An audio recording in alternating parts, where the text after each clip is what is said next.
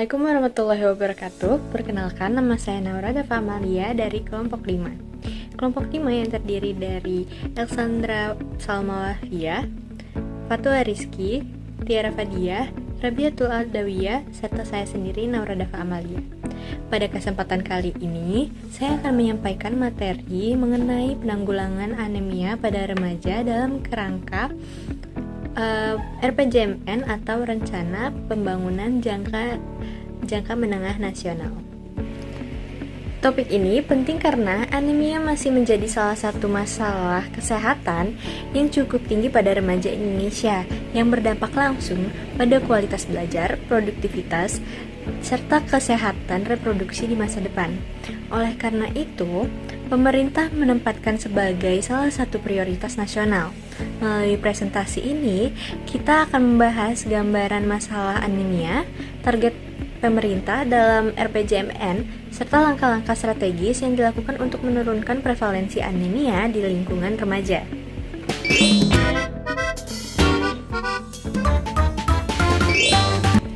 Nah, sebelumnya kalian tahu nggak sih anemia itu apa? Anemia merupakan kondisi medis jumlah sel darah merah atau kadar hemoglobin yang berada di bawah batas normal. Hemoglobin adalah protein yang berfungsi untuk membawa oksigen ke seluruh tubuh. Ketika kadarnya rendah, suplai oksigen itu ke jaringan tubuh juga berkurang, sehingga seseorang dapat merasa lemas, cepat lelah, pucat, pusing, dan sulit berkonsentrasi. Anemia dapat terjadi karena kurangnya asupan zat besi, vitamin B12, atau asam folat. Nah, kondisi anemia ini sering dialami oleh remaja, terutama remaja putri, yang diakibatkan oleh kebutuhan gizi yang meningkat dan pola makan yang belum tentu seimbang.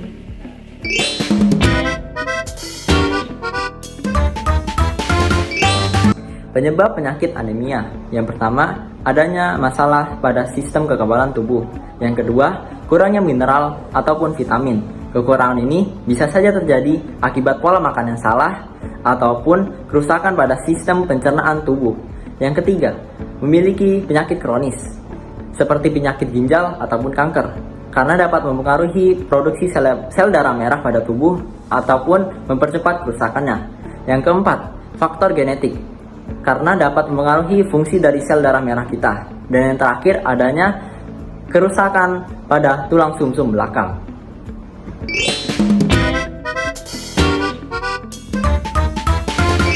Jadi saya akan menjelaskan gejala dari anemia. Gejala anemia itu bisa kelihatan dari beberapa hal nih teman-teman. Yang pertama yaitu wajah pucat. Karena kadar hemoglobin di darah berkurang, jadi oksigen yang mengantar ke seluruh tubuh kita juga ikut berkurang. Akibatnya, kulit terutama di wajah kelihatan lebih pucat dari biasanya. Yang kedua yaitu tidak nafsu makan, karena tubuh yang kekurangan zat besi dan oksigen bikin sistem metabolisme kita tuh bisa terganggu.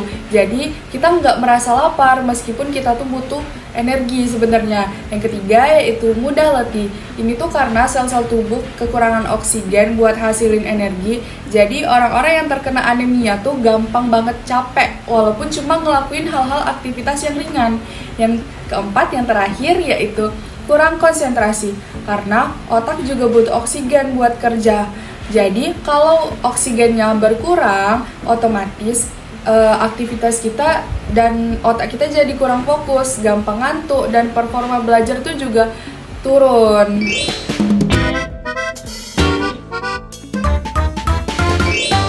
Dampak yang bisa saja terjadi jika seseorang terkena anemia.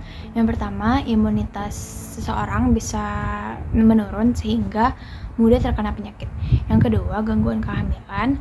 Lalu yang ketiga ada stunting, dan yang keempat, nilai di sekolah bisa saja menurun.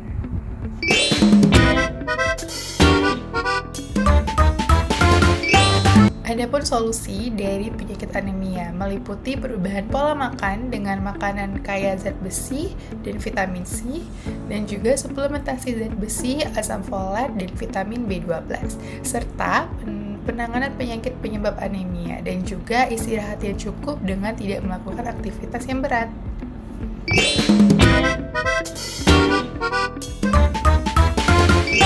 Jadi, saya akan menjelaskan terkait data survei anemia di Indonesia.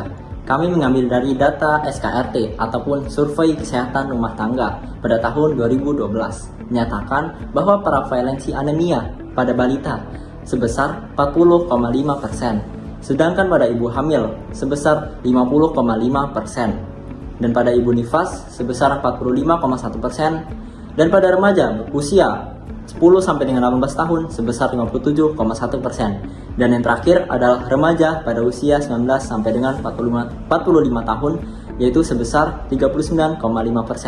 Jadi itu merupakan data prevalensi anemia di Indonesia yang kami ambil dari Survei Kesehatan Rumah Tangga pada tahun 2012.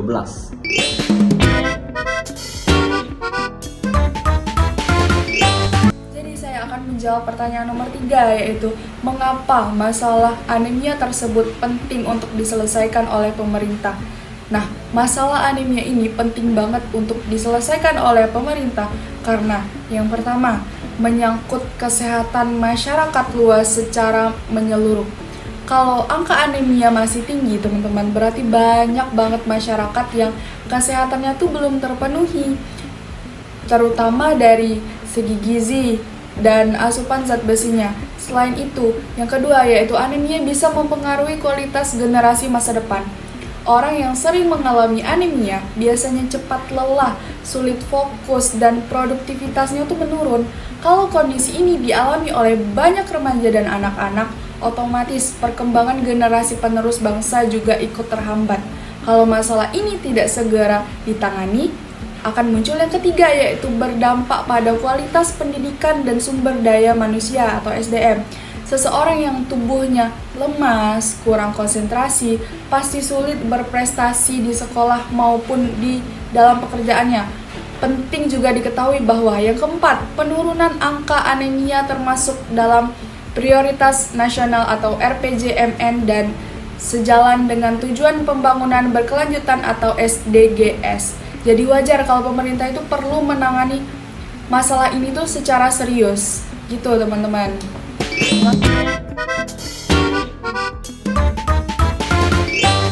Jika kami menjadi tim Kemenkes, langkah yang akan kami lakukan yang pertama dengan mengadakan edukasi kesehatan dan gizi secara gratis. Dengan mengadakan edukasi kesehatan dan gizi secara gratis dengan mencangkup lingkungan kampus, sekolah, maupun masyarakat, sehingga mereka bisa tahu pentingnya makanan bergizi, vitamin, dan zat besi. Lalu yang kedua dengan membagikan tablet tambah darah. Yang ketiga dengan mengadakan cek kesehatan rutin. Lalu yang keempat dengan mengadakan kampanye makanan bergizi lokal. Yang kelima, mengadakan kerjasama lintas sektor, seperti dengan Dinas Pendidikan dan Desa, sehingga program gizi ini berjalan dengan lancar.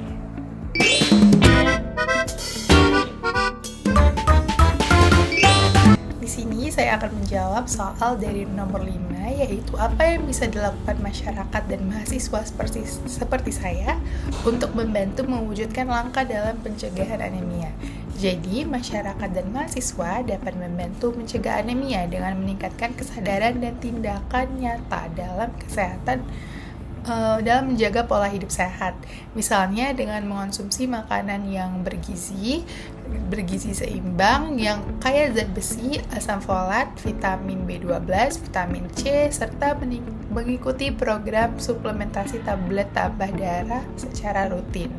Mahasiswa juga dapat mengadakan edukasi dan kampanye kesehatan di lingkungan kampus dan masyarakat untuk mengajak orang lain peduli terhadap gizi dan kesehatan darah. Jadi, anemia merupakan masalah yang sering terjadi pada remaja, serta penanggulangannya telah menjadi salah satu fokus oleh pemerintah di dalam RPJMN. Semoga setelah ini kita jadi lebih peduli terhadap kesehatan diri sendiri dan menjaga pola makan yang bergizi. Terima kasih telah menyimak. Assalamualaikum warahmatullahi wabarakatuh.